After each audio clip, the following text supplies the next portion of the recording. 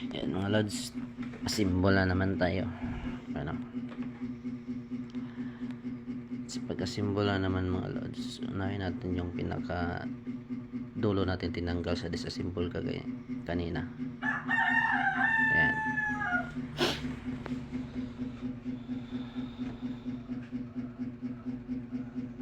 Gandang tulog ni Bugoy oh.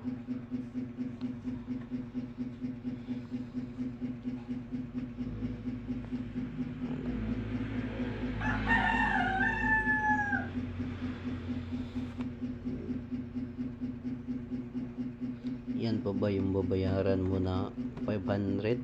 Ang dali lang, hindi nga umabot ng isang oras.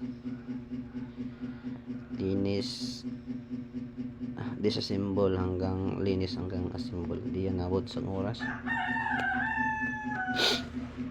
Tapos bayaran mo yung 500. Kung manood ka ng video na to, alam mo na kung paano tanggalin, paano ibalik, ilang tornilyo, hindi ka na magbabayad. Yan, panasan mo na natin.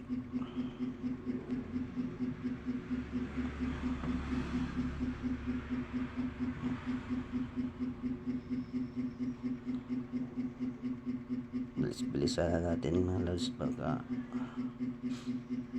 gising na yung Bugoy at hindi natin to may kabit lahat.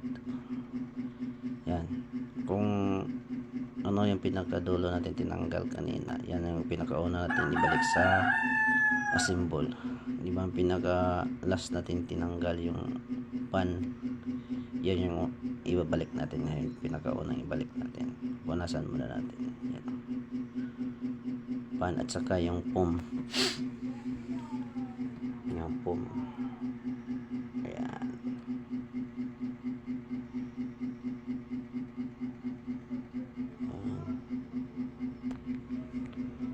saka yung pan ibalik na natin. Hindi ka naman makabaliktad yan kasi may guide naman yan sa ano yung nasa taas.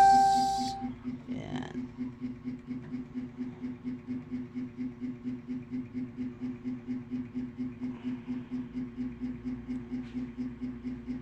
okay, balik na natin yung mga tornilyo.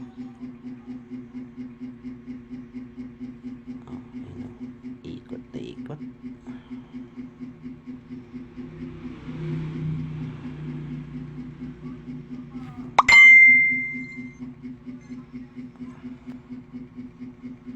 Yan, tanggalin mo natin. Yan yung tatlong nakakonect sa Freon compressor.